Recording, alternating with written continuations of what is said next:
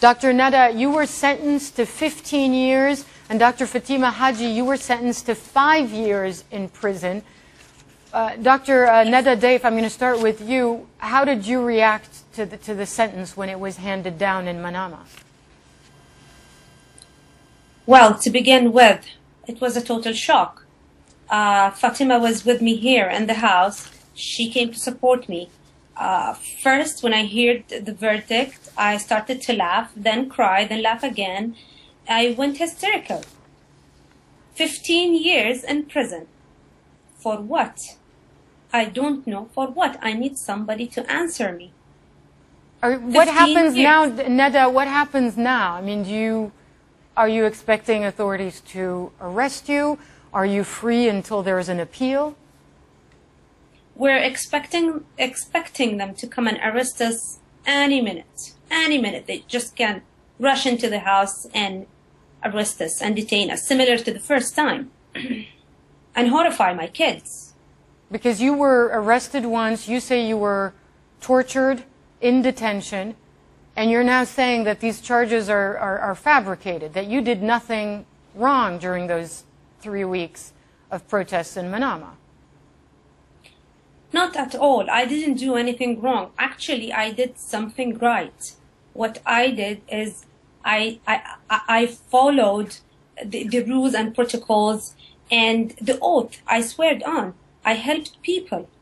I volunteered in the medical tent to provide medical attention to the maximum number of people. Yeah. And Dr. I just want to get to, ندى, I want to get to Fatima Haji. You were sentenced to 5 years. You were in that hospital at the time, and you've heard the charges that the Suleymaniya Medical Center was used for political purposes, that there were weapons there, that there were knives, that this was all designed to topple the regime. What exactly happened in that hospital during that time when you were treating injured protesters? Was it being used for political reasons? Not at all. It's basically the main governmental hospital at the island. So ultimately, all the casualties and the injured people, regardless if they are protester or not, will end up at the end of the day in the hospital. We, the medical groups, doctors, nurses, and paramedics, we basically did our job, our duties as doctors and as professions. We received those people who needed help. We helped them. We tried to do our best, though that the number that we received were hundreds every day. And we just, consult ourselves to our code of ethics. There were people who wanted help, and we helped them. That's all what happened. Yeah. Regardless the weapons and knives and etc. These are just bunch of lies. We did not have any weapons or any sort of knives that we've used, just to take control of the hospital. So why do you think the government is doing this to you and your medical colleagues? Basically, we were witnesses. We were there during the events in February and March. We saw the types and the numbers of injuries that came in the hospital. And the main hospital was the hot focus for the media and the journals. So they all end up coming to the hospital to see and to reflect that to their medias and to their international TVs, what's going on in the country. And it came to be that we were there in the scene. Some of us cried on the videos, like me. The only thing I came out is just crying on national TV.